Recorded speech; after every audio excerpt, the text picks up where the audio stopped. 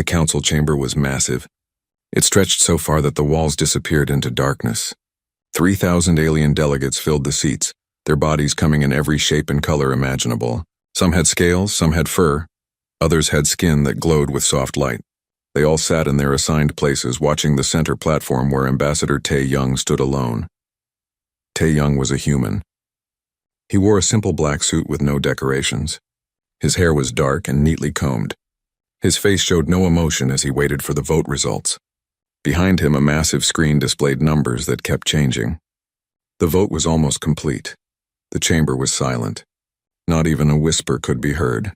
Every eye in the room focused on the screen. The numbers stopped changing.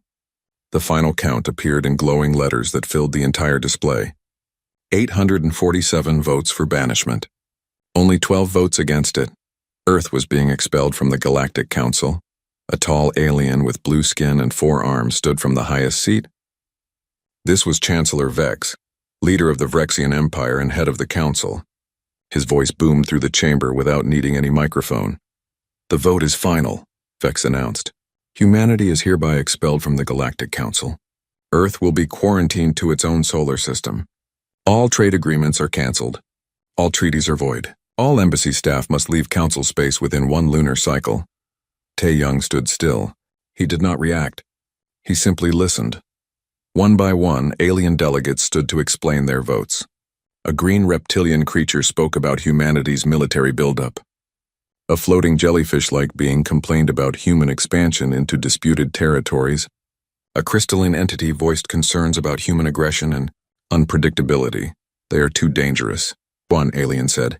"They move too fast," another claimed. "They cannot be trusted," a third declared. The complaints continued for an hour. Tae-young heard them all. He did not interrupt. He did not defend humanity. He simply stood there with his hands clasped behind his back. Finally, Chancellor Vex turned to the human ambassador. "You may speak now if you wish. What do you have to say for your species?" Tae-young stepped forward. The lights focused on him. 3,000 aliens waited to hear humanity's defense. They expected anger. They expected pleading. They expected threats. Instead, Tae-young smiled. "Thank you," he said simply. His voice was calm and clear. "Thank you for this decision.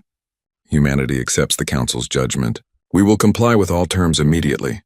The aliens shifted in their seats. This was not the response they expected. "We will withdraw from all Council territories," Tae-young continued. "We will recall our ambassadors, our traders, our citizens. We will remove ourselves completely from galactic affairs. You have made your position clear and we respect it." He bowed slightly, a gesture of respect from human culture. "We wish you all well in your future endeavors." Then he turned and walked toward the exit. His footsteps echoed in the silent chamber. No one spoke. No one moved. They watched the human ambassador leave without anger, without protest, without any sign of the violence they feared from his species. As Tae-young reached the door, he pulled a small device from his pocket. It looked like a simple communication pad. He pressed one button and sent a single encrypted message. The message contained only 2 words. "Begin withdrawal." The door closed behind him. In the council chamber, the aliens began to talk among themselves. Many felt relieved. The dangerous humans had accepted their fate peacefully. Some felt uneasy. The humans' calm acceptance seemed wrong somehow. A few wise delegates felt the first stirrings of concern. They had expected a fight but got compliance instead. That worried them more than any threat would have. Tae-young walked through the long corridors of the council station. His face remained neutral, but inside he felt many things. Not anger at the aliens, not sadness at the banishment. Instead, he felt something close to relief, and beneath that, a cold satisfaction. Humanity had known this day would come. For 30 years, they had been part of the council. For 30 years, they had watched and learned. They had seen how the other species operated. They had noticed the patterns, the politics, the weaknesses, and for 20 of those 30 years, humanity had been preparing for rejection. The council thought they were punishing Earth. They thought they were protecting the galaxy from dangerous humans. They did not understand what they had really done. They had freed humanity from the rules that held them back. Tae-young reached his ship. It was a small diplomatic vessel, painted white with blue markings. Inside, his staff waited for him. They looked worried, sir, one of them said. The vote went exactly as predicted, Tae-young finished. He moved to the pilot's seat and began the launch sequence. Contact all human vessels. Begin phase 1 of the withdrawal plan. Every human, every piece of human technology, every bit of human influence, all of it comes home. What about the joint projects, sir? The research stations we built with other species? The medical facilities? The power plants? Tae-young's smile returned. It was not a cruel smile, but it was knowing. Everything. We take everything. Or we destroy what we cannot take. Nothing we built stays behind. The staff member hesitated. Sir, that will cripple dozens of stations. Hundreds of colonies depend on our infrastructure. Yes, Tae-young agreed. They do, but we are being banished, are we not? Quarantined? Then they will learn to survive without us. That is what they voted for. The ship lifted off from the docking bay. Through the windows, Tae-young could see the massive council station floating in space. It was beautiful, built over centuries by hundreds of species working together. Humans had contributed to parts of it, the fusion reactors in Section 7, the medical bay in Section 12, the navigation systems that guided ships safely to dock. All of that would soon stop working. As the ship turned toward Earth, Tae-young activated the ship's long-range communicator. He sent messages to every human outpost in the galaxy. The same message went to human colonies, research teams, trading posts, and military bases. Come home, the message said. Bring everything with you. Leave nothing behind. It is time. Across the galaxy, humans received the message. They understood what it meant. They had been trained for this moment. Every human in council space knew the withdrawal plan. They had practiced it. They had prepared for it. Now they would execute it, and the galaxy would learn a hard lesson. The council had voted to banish Earth. They thought they were getting rid of a problem. They did not realize they were giving up something precious. They did not understand how much they had come to depend on humanity, but they would learn. Soon they would learn. 3 weeks had passed since the vote. Captain Jiwoo stood on the bridge of her cargo ship, watching the Andromeda trade nexus grow smaller on the view screen. Her ship, the Morning Star, was the last human vessel leaving the massive station. The Nexus was one of the largest trading posts in the galaxy. It floated at the intersection of 7 major trade routes. Over 5 million beings lived and worked there. Ships from hundreds of species docked there every day to buy, sell, and trade goods from across known space. Humans had helped build this place. 50 years ago, when the Nexus was just a dream, human engineers had solved the power problem. They had designed the fusion reactors that made such a large station possible. They had created the life support systems that could handle so many different species. They had written the computer programs that managed millions of transactions every hour. Now all of that was leaving with them. Jiwoo looked at her crew. They were busy at their stations, monitoring the cargo hold and engines. But she could see the sadness on their faces. Many of them had lived on the Nexus for years. They had friends there. They had favorite restaurants and shops. They had built lives in this place. Captain, her first officer called out. The last container is secured. All personnel are aboard. We are ready to depart, Jiwoo nodded. Take us out. Slowly. Give the station crew time to understand what is happening. The Morning Star moved away from the docking bay. But this was not a normal departure. Normally, when a ship left, the station remained bright and active. Not today. Behind them, Section 7 of the Nexus went dark. The lights flickered and died. The fusion reactor that humans had installed was gone. Engineer Hyun-soo had spent the last 3 weeks carefully removing it, piece by piece loading it onto cargo ships bound for Earth. Without that reactor, the Nexus lost 40% of its power generation. Immediately, the station's computer systems began shutting down non-essential systems to conserve energy. Thousands of shops and restaurants went dark. Residential sections switched to emergency lighting. On the bridge, Jiwoo pulled up a status display. It showed what was happening across the station as human systems went offline. The medical bay in Section 12 had just lost access to its advanced diagnostic equipment. Dr. Dawn had wiped the computers clean before leaving. Decades of research data, treatment protocols, and medical breakthroughs, all of it was gone. Dayoon had not wanted to do it. Jiwoo remembered the doctor's face when she received the order. Dayoon had worked in that medical bay for 15 years. She had saved thousands of lives there. She had trained alien doctors in human medical techniques. Please, Dayoon had said, let me leave the data. They need it. There are patients who will die without access to those treatments. Jiwoo had felt the same pain. But orders were orders. I am sorry, she had told the doctor. But we are being banished. We cannot leave our technology behind. If they want human medicine, they should not have voted to expel us, Daun had obeyed. She had erased everything. And now the medical bay's computers showed error messages where life-saving information used to be. The navigation systems were next. Every ship that docked at the Nexus used the automated guidance system to find their berth safely. Hundreds of ships arrived and departed every day. The system tracked them all, preventing collisions and ensuring smooth traffic flow. That system had been designed by humans. Programmed by humans, maintained by humans. Now it defaulted to the old software technology from 70 years ago. It was slow and unreliable. It could only handle a fraction of the traffic. Ships would have to wait longer to dock. Some would have to be turned away. Accidents would happen. Captain, her communications officer said, "We are receiving a transmission from the station commander." On screen, Jiwoo ordered. A Vrexian appeared on the view screen. He was the station commander, appointed by the Galactic Council to oversee operations. His blue skin looked pale and his forearms gestured frantically. "Captain Jiwoo," he said, "you cannot do this. We have treaties. We have agreements. You cannot remove this equipment." Jiwoo kept her face neutral. "Commander, we are simply complying with the Council's directive. Humanity is banned from galactic space. We are taking our people and our property home." "Your property?" The commander's voice rose. "That fusion reactor has been here for 50 years. It belongs to the station now."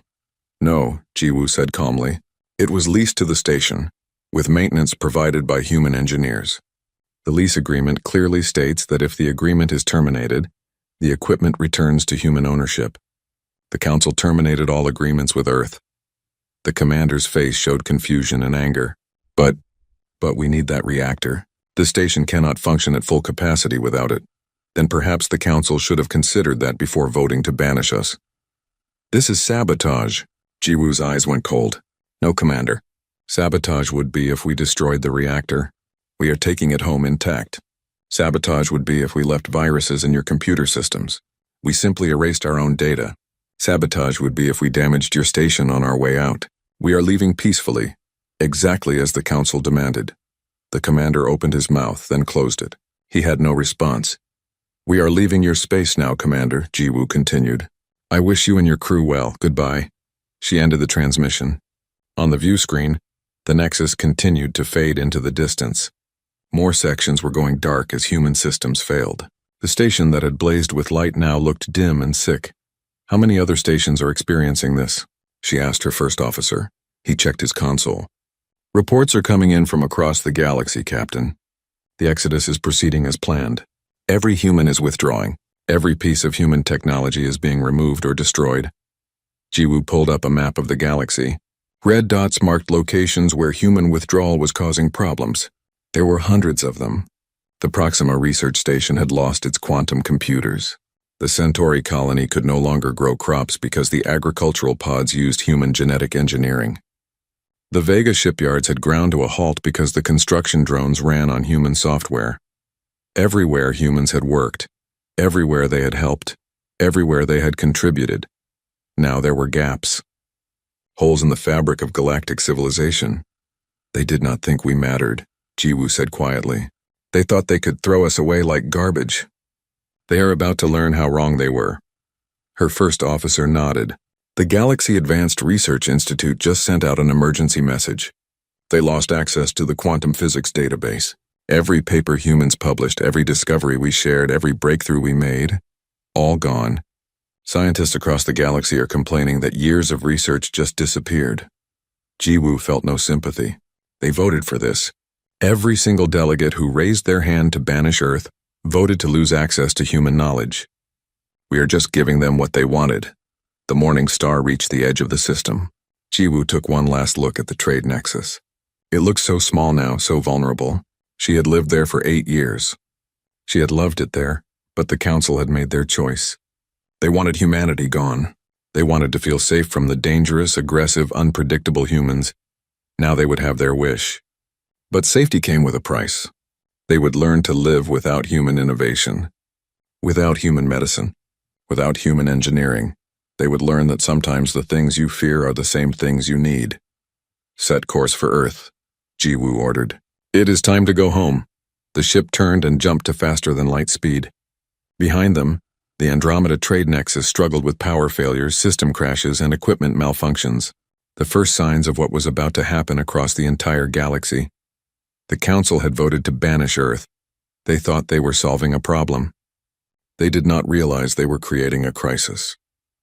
A crisis that was only just beginning. 6 months had passed since the banishment. The Galactic Council chamber was full again, but the mood was very different from the last meeting. The delegates were not celebrating. They were arguing. Some were shouting. Others looked worried and scared. Chancellor Vex tried to maintain order, but even his booming voice struggled to be heard over the chaos. Finally, he activated the sound-dampening field. Every voice in the chamber was suddenly muted except his own. Silence, he commanded. We will have order. The delegates stopped shouting, though many still looked angry. Vex gestured to a Peltheran counselor to speak. The small furry creature stood on his seat so others could see him. His name was Yunji, and he looked exhausted. The shipping crisis continues to worsen, Yunji reported. Trade routes that have been safe for centuries are now dangerous. Ship accidents have increased by 300%. 12 vessels were lost just this week. Murmurs of concern rippled through the chamber. How is this possible? Another delegate asked. These routes have been used for thousands of years. Yunji pulled up a holographic display. It showed shipping lanes across multiple sectors, marked with red dots where accidents had occurred. The navigation algorithms, they were designed by human mathematicians. When the humans withdrew, they took the algorithms with them. We have reverted to older systems, but they are not adequate for modern traffic levels. A Dravian senator stood up. Her scales were bright red with agitation. This is sabotage. The humans deliberately left us crippled. No, Yunji said firmly. They simply took back what was theirs. We expelled them, they left. They did not attack us or damage anything. They just took their technology home. The result is the same, the Dravian insisted. Another delegate spoke up. The shipping problems are not the worst of it. The medical crisis is worse, much worse. This delegate was a doctor named Kyung-soo. He was human, no wait. He looked human, but he was not. He was a Herathan, a species that resembled humans. He had stayed after the banishment to help with the transition. Kyung-soo displayed medical data on the main screen. The Xerian plague has returned. It was eradicated 20 years ago using a treatment developed by human doctors. But that treatment protocol was removed from our databases when the humans left. The disease is spreading across 4 sectors. Millions are infected. Thousands have already died. The chamber fell silent. The Xerian plague was ancient and deadly. It had killed billions before humans found the cure. Can you recreate the treatment? Chancellor Vex asked. Kyung-soo shook his head. We are trying. But human medicine is very different from ours. They think differently. They see patterns we miss. The cure involves complex genetic therapies that we do not fully understand. It could take years to redevelop it. Maybe decades. Then contact Earth, the Dravian senator demanded. Demand they give us the treatment. This is a humanitarian crisis. We tried, Yunji said quietly. Ambassador Tae-young responded. He said that Earth respects the quarantine. They will not share technology with the Council. They will not interfere in galactic affairs. That is what we voted for. But beings are dying. Yes, they are. And Earth is letting it happen because we told them to stay away. Another delegate stood. This one represented an agricultural colony world. It is not just medicine and shipping. Our crops are failing. For the last 30 years, we have used genetically modified seeds developed by human agricultural scientists. These seeds produce 3 times the normal yield. They were resistant to disease and drought. When the humans left, they stopped supplying new seeds. Our stockpile is depleted. This season's harvest will be less than half of what we need. People will starve. More voices rose up. A mining colony reported equipment failures because human engineers were no longer available for maintenance. A research station complained that crucial experiments had to be abandoned because human-designed quantum computers had been removed. The industrial world said their factories were operating at 30% capacity because human automation software was gone. The list went on and on. Every aspect of galactic life had been touched by human innovation, and now all of it was gone. Chancellor Vex listened to each complaint. His face grew darker with each report. Finally, he had heard enough. This is unacceptable. The humans cannot be allowed to hold the galaxy hostage like this. They are not holding us hostage, Yunji pointed out. They are simply absent. We told them to leave. They left. They should have left the technology behind. It was a gift to the galaxy, was it? Yunji asked. Or did we simply assume it was? Did we ever ask what would happen if humanity left? Did we ever consider how much we had come to depend on them? The Dravian senator stood again. I propose we take action. Military action. We should send a fleet to Earth and force them to restore the technology. We have superior numbers. They are just one species confined to one system. Several delegates voiced agreement. The idea of forcing humanity to help seemed reasonable to them. They had the power. They had the numbers. Surely Earth would comply with a show of force. Yunji looked at them in disbelief. You want to attack Earth? The species we just banished because we thought they were too aggressive and militaristic? We have no choice, the Dravian said. They are letting the galaxy suffer. Then let me show you something, Yunji said. He pulled up new data on the main screen. These are intelligence reports from the Sol system. Observe what humanity has been doing during their 6 months of isolation. The screen showed scans of Earth's solar system. The delegates leaned forward to look.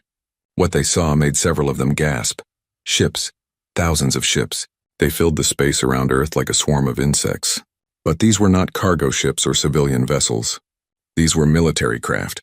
Warships of designs the Council had never seen before. That is impossible, someone said. They could not have built so many ships in 6 months. They did not, Yunji explained. They built them over the last 20 years. While we thought they were being too militaristic, they were actually preparing for this exact situation. They knew we would eventually banish them. He zoomed in on one area of the display. Look at the weapons. Our analysts have studied these ships. They use technology we do not recognize, weapons based on principles we do not understand. And look here! He pointed to massive structures orbiting Jupiter. We do not know what these are. Our best guess is that they are defensive platforms, but they could be anything. Chancellor Vex stared at the screen. His confident demeanor had vanished. How powerful are these defenses? We do not know, but our military advisors estimate that attacking the Sol system would require at least half of our combined fleet strength, and even then, success is not guaranteed. The casualties would be enormous. The chamber was silent. The delegates were beginning to understand their situation. They had expelled humanity thinking they were removing a threat. Instead, they had created an enemy far more dangerous than before. Perhaps we should negotiate, someone suggested quietly. Ambassador Tae-young has agreed to a communication, Yunji said. He will speak with us now if the Council wishes. Vex nodded reluctantly. A screen activated showing Tae-young sitting in a simple office. He looked the same as always, calm, composed, and faintly smiling. Greetings, Chancellor, Tae-young said. How may I help the Council? You know why we are calling, Vex said. The galaxy is suffering. We need your help, do you? Tae-young tilted his head.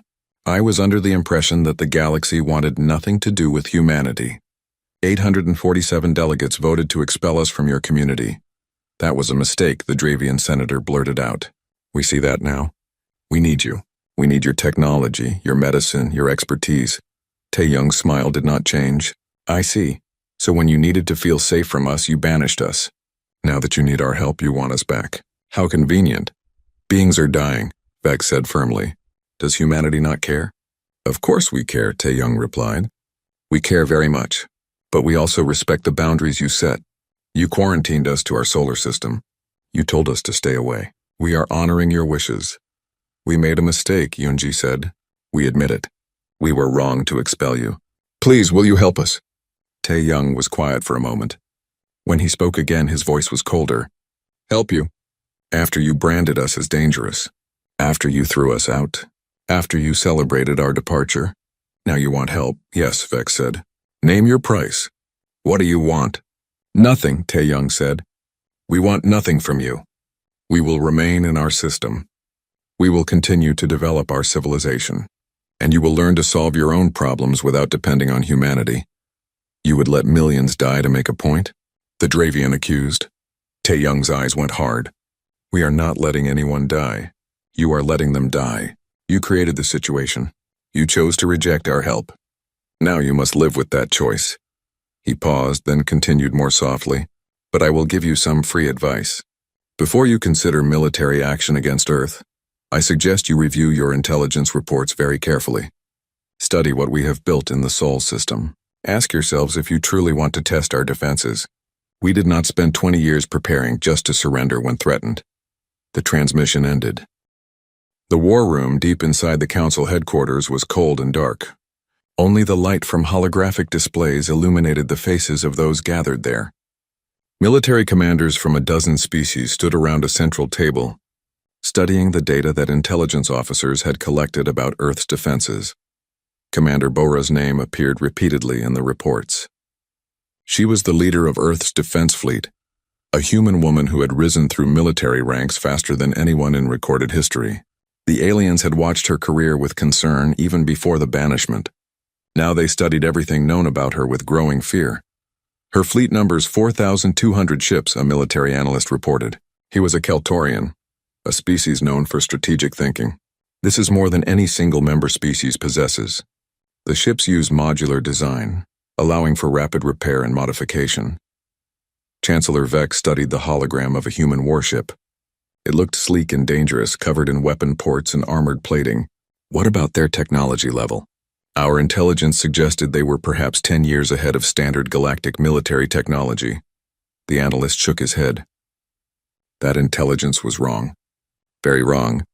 We now believe they are at least 50 years ahead. Possibly more in certain areas. Silence filled the room. "Explain," Vex commanded. The analyst changed the hologram to show a close-up of a weapon system. "This is what we believe to be an energy lance. It uses contained plasma accelerated to near light speed. Our shield technology cannot stop it. Onshot can cut through a battlecruiser like a knife through water." He changed the image again. "This is their defense grid. It uses quantum entanglement for instantaneous coordination across the entire system. Every defense platform, every ship, every weapons battery acts as one unified system. There are no communication delays, no chance to exploit gaps in their coverage." A Dravian general leaned forward. "Quantum entanglement for communications? That is theoretical. We have not been able to make it work reliably." "They have," the analyst said simply. Dr. Young-Ho published 3 papers on quantum communication theory before the banishment. "We thought they were just theoretical work. We were wrong." He was describing systems they had already built and tested. Another commander spoke up. "What about these structures around Jupiter? Have we identified them yet?" The analyst looked uncomfortable. "No. We have 17 different theories about what they might be. None of them are good for us." "Show me," Vex ordered. The hologram changed to show massive structures orbiting Jupiter. They were enormous. Each one was the size of a small moon. There were 6 of them, arranged in a perfect hexagon around the giant planet. Theory 1. They are weapon platforms. If true, they likely possess firepower equivalent to 100 battlecruisers each. Theory 2. They are shield generators creating a defensive barrier around the entire inner solar system. Theory 3. They are sensor arrays capable of detecting any ship entering the system from any direction. The analyst paused. Theory 4. They are all of these things at once. The room was silent. The military commanders looked at each other. The implications were clear. Attacking Earth would be suicide. A human name appeared in the next set of reports. Strategist HFY. She was the architect of Earth's defensive strategy. The report described her as brilliant, ruthless, and completely focused on protecting her homeworld. HFY's defensive doctrine is built on a simple principle, the analyst continued. Total defense. Earth does not need to conquer anyone. They do not need to expand. They only need to make their system impossible to attack, and they have succeeded. He pulled up more data. Look at the asteroid belt. They have fortified it. Every large asteroid has been turned into a weapons platform or a manufacturing facility. If a fleet tried to pass through, they would face fire from thousands of positions. It would be a killing field. What about going around the belt? Someone asked. Then you face the outer system defenses. Gas mining stations around Saturn and Uranus have been militarized. And those structures around Jupiter can likely target anything in the outer system. There is no safe approach. Vex studied the display for a long time. Finally, he asked the question everyone was thinking. Can we win if we attack? The Keltorian analyst looked at his fellow officers. None of them wanted to answer. Finally he spoke. If we commit half our combined military strength, that is 15,000 ships, from all member species, we estimate a 60% chance of breaking through their defenses and reaching Earth. 60%. That is acceptable, a Dravian commander said. Let me finish, the analyst said sharply. 60% chance of reaching Earth, but our casualties would be catastrophic. We estimate losing at least 10,000 ships, maybe more, and that is just to reach the planet. Actually conquering Earth would require ground forces fighting against a prepared population on their homeworld. Historical data suggests that would fail. No successful planetary invasion has ever been recorded against a unified, technologically advanced homeworld. He paused.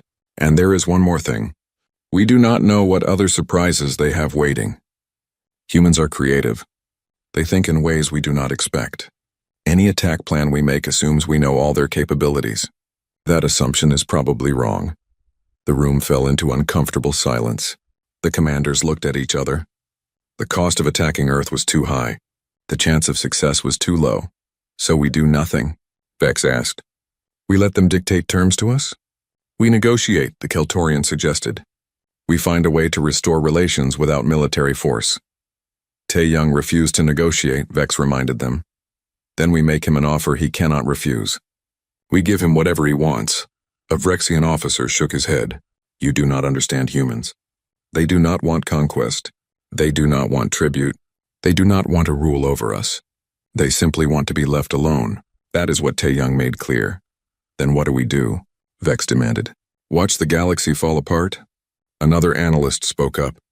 This one was older, with gray fur and tired eyes. Perhaps that's exactly what we need to do. Let the crisis continue. Let it get worse. When beings are desperate enough, when the suffering is great enough, the Council will have no choice but to accept whatever terms humanity offers. That could take years, someone protested. Yes, it could, but we have no other option. We expelled them. We told them we did not need them. Now we must prove we do need them, so badly that we will accept any condition to get their help back. Vex looked around the room. He saw defeat on every face. These were his best military minds, and they were telling him that war was impossible, that humanity had made themselves untouchable. Very well, he said finally. No military action, but continue monitoring the Sol system.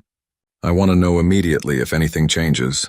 If they show any weakness, any vulnerability, I want to know about it. The meeting ended. The commanders filed out, leaving Vex alone with his thoughts. He stared at the hologram of Earth, a small blue and green planet that had become the greatest power in the galaxy without firing a shot. He thought about the vote 6 months ago. He remembered feeling relieved when humanity accepted their banishment peacefully. He had thought they were avoiding a war. Now he understood. There was no war because humanity did not need to fight. They had already won days past. The Council tried to function normally, but the problems kept growing. More ships were lost in accidents. More beings died from diseases that were once cured. More colonies faced starvation. The galaxy was slowly falling apart. Yunji compiled a report on the economic impact. The numbers were staggering. Galactic trade had decreased by 40%. Medical costs had tripled. Agricultural production was down by 60% in regions that depended on human seed technology. We are in collapse, he told Vex privately. Not fast collapse. Slow collapse. But if this continues, galactic civilization will regress to pre-contact levels within a generation. Vex read the report carefully. Then he made a decision. Contact Tae-Young again. Tell him I want to speak with him personally, not as chancellor to ambassador. As one leader to another. The message was sent. To everyone's surprise, Tae-Young agreed. The conversation took place in a secure channel. No other council members were present. Just Vex and Tae-Young, two leaders facing each other across the void of space. What do you want from us? Vex asked without preamble. What will it take for humanity to help the galaxy again? Tae-Young considered the question. When he answered, his voice was serious. You misunderstand our position. We do not want anything from you. We are not holding the galaxy hostage. We are simply doing what you asked, staying in our own space, developing our own civilization, leaving you alone. But the galaxy needs you. Yes, it does.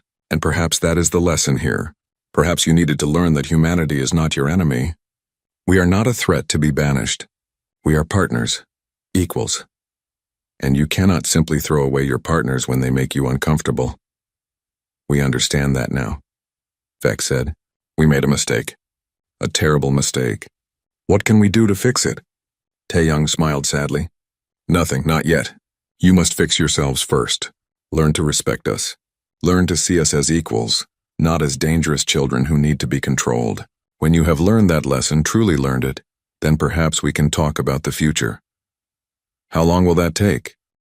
As long as it takes. Years perhaps. Maybe decade, 2 years had passed since the banishment. The galaxy had changed. The bright, prosperous civilization that once spanned thousands of worlds had dimmed.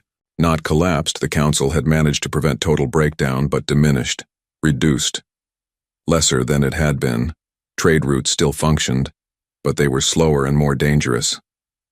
Medical care still existed, but diseases that were once easily cured now required long, expensive treatments. Colonies still grew food, but yields were lower and famines had become common in some regions. The galaxy had learned to function without humanity. But it had paid a heavy price for that lesson. Inside the Sol system, behind defenses that no one dared challenge, humanity thrived. Explorer Subin stood on the observation deck of a new colony ship, watching as the vessel approached Titan, one of Saturn's moons. Below her, she could see the domed cities that now covered much of the moon's surface. 2 million humans lived on Titan. Another 5 million lived in orbital habitats around Saturn. Mars had a population of 50 million. Venus, despite its harsh environment, housed 30 million people in cloud cities floating high in the atmosphere.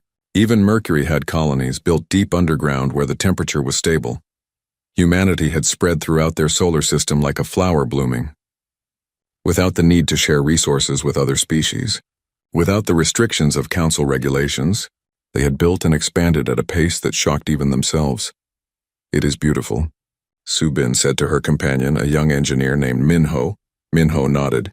He was looking at a display showing the orbital infrastructure. Massive space stations orbited every major planet. Asteroid mining operations extracted resources from thousands of rocks in the belt. Solar collectors around Mercury generated enough power for the entire human civilization. We have built more in 2 years than we built in the previous 30, Minho observed. Without council approval processes, without environmental impact studies that took years to complete, without compromising with species who thought our projects were too ambitious. Do you miss it? Subin asked. The galaxy, I mean. Working with other species. Seeing alien worlds, Minho thought about it. Sometimes, but mostly no. We were always treated like junior partners. Like children who needed supervision. Now we are free to make our own choices, our own mistakes. I prefer it. Their conversation was interrupted by an announcement. All personnel prepare for departure. We will be making the journey to Neptune's orbit to examine the ice mining operations.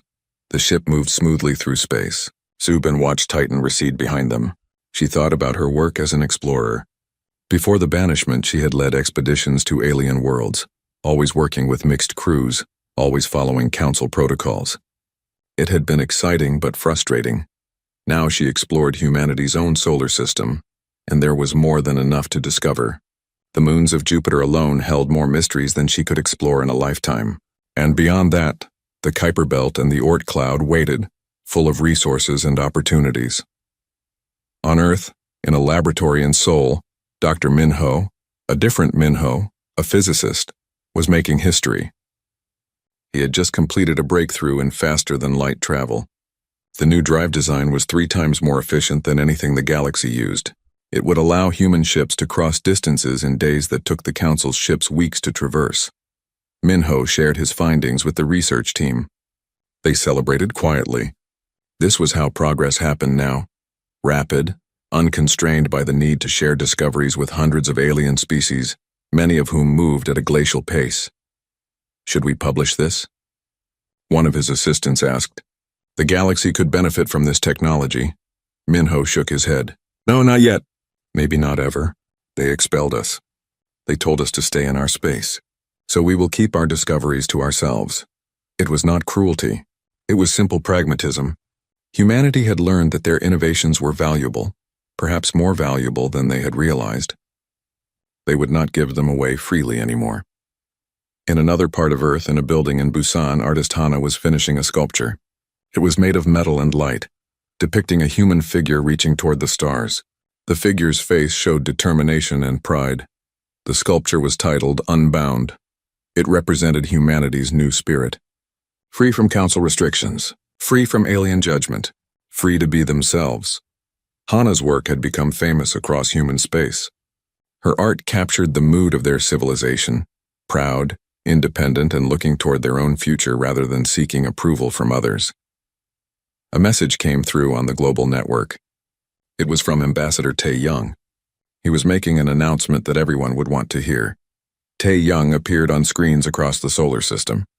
He looked older now. His hair had gone completely white. But his eyes were still sharp, still intelligent. "My fellow humans," he began, "I have news to share. The Galactic Council has once again requested a meeting. They wish to discuss restoring Earth's membership in the Council. They are offering full voting rights, representation in all Council committees, and a formal apology for the banishment." Excited whispers rippled through humanity. Return to the galaxy? The chance to explore beyond their solar system again? To trade with alien species? To share knowledge? But Tae-young raised his hand for silence. "I have declined their offer." Shock, surprise, confusion. These emotions spread across human space like a wave.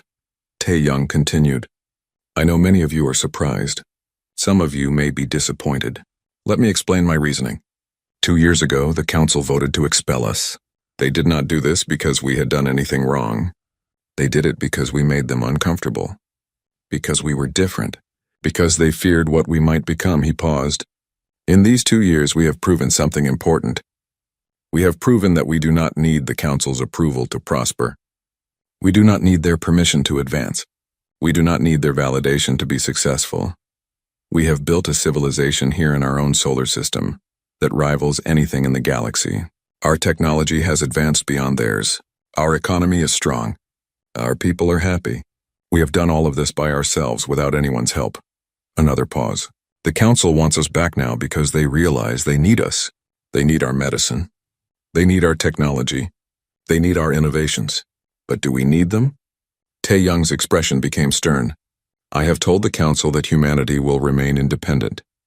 We will not rejoin their community. Not because we hate them. Not because we seek revenge. But because we have learned to value our independence. However, I have also told them this. In a few centuries, when humanity is ready to reach for the stars beyond our solar system, we will do so on our own terms. Not as junior members seeking acceptance, not as a species asking permission, but as equals. When we leave this solar system, we will do so with the confidence that we are the equal of any species in the galaxy. And if the Council wishes to interact with us then, it will be as partners, not as subordinates." The message ended. Across human space, people discussed Tae-young's decision. Some disagreed. Some thought humanity should rejoin the galaxy now, take advantage of the opportunity, but most agreed with their ambassador. They had learned the hard lesson that the Council taught them. They did not need the galaxy's approval. They only needed themselves. On the Council station, Chancellor Vex received Tae-young's response. He read it carefully, then set it aside. He was not surprised. He had known what the answer would be before he asked. Yoon-ji, the Peltheran counselor, visited Vex in his private office. "They refused," Vex said simply. "I know," Yoon-ji replied. "I expected it. They are teaching us a lesson. We thought we could discard them and then take them back when convenient. They are showing us that relationships do not work that way." "So what now?" Vex asked. "Now we accept the new reality. Humanity is no longer part of the galactic community. They are a separate civilization, developing in their own space. We must learn to respect their boundaries as they respect ours. And when they do reach beyond their solar system," Yoon-ji smiled slightly, "then we will meet them as equals. As partners, not as subjects or subordinates. That is what they are trying to teach us." Vex nodded slowly. He understood now. The Council had made a terrible mistake 2 years ago. They had treated humanity like a problem to be solved. They had failed to see humans as equals. Now humanity was teaching them the cost of that failure. Not through war, not through violence, but through absence. by showing the galaxy what it lost when it pushed humanity away. It was, Vex had to admit, a masterful strategy. Humanity had turned their banishment into a source of strength. They had used isolation to grow stronger, more united, more advanced, and someday, when they finally did leave their solar system, they would do so as one of the most powerful civilizations in the galaxy. A civilization that had learned it did not need anyone's approval to be great. Back on Earth, in his office, Ambassador Tae-young sat alone. He looked out the window at the sky. Somewhere up there, beyond the atmosphere, beyond the orbital stations, beyond the defensive platforms, was the rest of the galaxy. He did not hate the aliens who had banished humanity. He did not seek revenge. But he also would not forget the lesson they had taught. The galaxy had voted to banish Earth. This but humanity is pat.